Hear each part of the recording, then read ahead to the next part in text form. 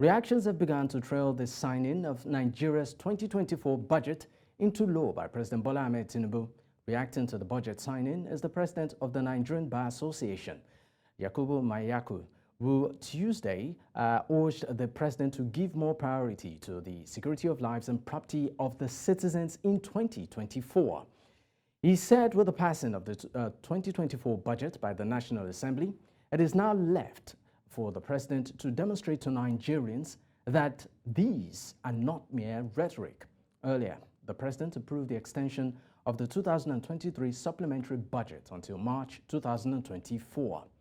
Speaker of Nigeria's House of Representatives, Tajuddin Abbas, confirmed the decision at the Abuja Presidential Villa, mentioning Tinubu's prior approval of the 28.7 trillion naira 2024 appropriation bill. To discuss this further, I am joined by Chartered Accountant Akin Fatunke. Thank you so much for your time, Akin. Thank you very much. Great pleasure to be here, Dapo. All right, thank you too, sir. So let's talk about the potential challenges or gaps that may arise during the implementation phase of the budget. And how can these hurdles be effectively addressed to ensure the budget's successful execution? One overall umbrella challenge will be discipline. Discipline to say we are going to do what we have set out to do it timely, and if for any reason we are not able to accomplish, come out very clearly and let the whole lot of us know why that is not so. Another challenge will be, of course, what we all know, the flurry of responses that we seem to be getting because the admin team have not, in a way of speaking, not conducted due diligence in their response to the audacious pronouncement that have been made. Audacious because they are necessary, but in terms of implementation, it's not been. We haven't seen enough due diligence. There seems also.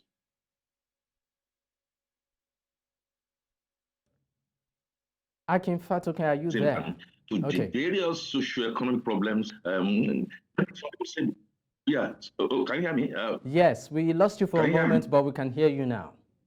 Okay, another challenge will be the comprehensive plan, because of the socioeconomic problems due to poor or inadequate diagnosis. Don't forget 7 million multidimensional poor people as at the end of 2023. That poses a challenge, And we also have a challenge surrounding exorbitant foreign exchange rate, naira scarcity, high fuel price. These are potential challenge that may torpedo the budget.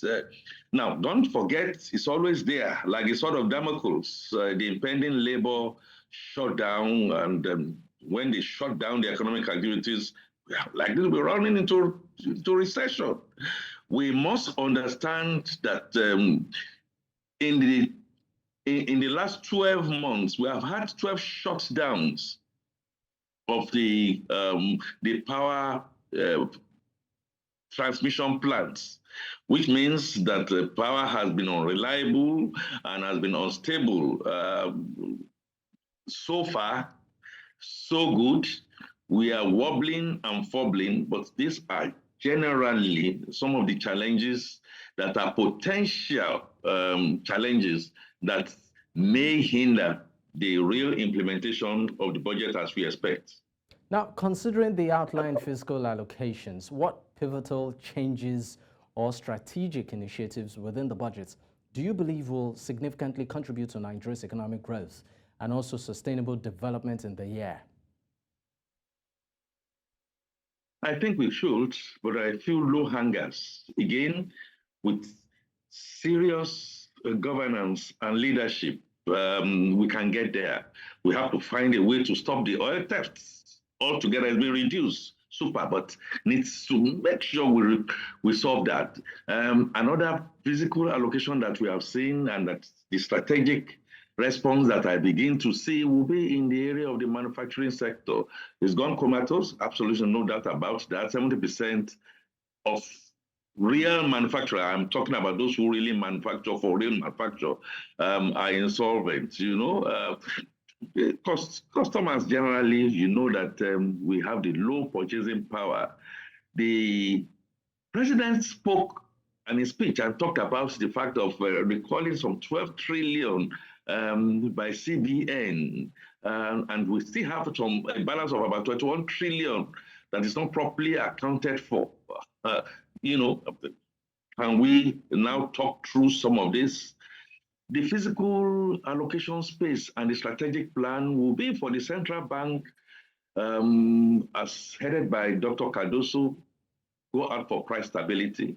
Why the other physical aspects, talking about the tax codification, making sure that it supports output, growing output, so that we can look for genuine way of making sure what Mr. Wale Edun has stated, that more will be to fund the deficits through increased revenue, MDAs, going over and above their targets, and then just making sure we are able to account for this properly. Now, how would the budget, that's the 2024 budget, influence the investment climate and business prospects within the country, especially for local enterprises and also foreign investors and emerging businesses? Look, can we take care of the internal security arrangements? Mr. President has done a lot, and he makes that known in his speech, that all his travels all over has been to say that Nigeria is an investment destination that is attractive, but really, we need to clearly look at the issues surrounding our security, internal security. We need head on to look at the Constitution and begin to see areas that we can kind of make sure that those things that are over-concentrated at the center is devolved downwards. The local governments must be seen to be working as local governments and not be under the armpit of subnational state governors, for instance. We must say something right here and now about the incessant killings that has curtailed us in places like Taraba, like Kaduna, like Yobe, like Sokoto, and without necessarily trying to overflow the issue. What is happening at Plateau State? A statement needs to be made.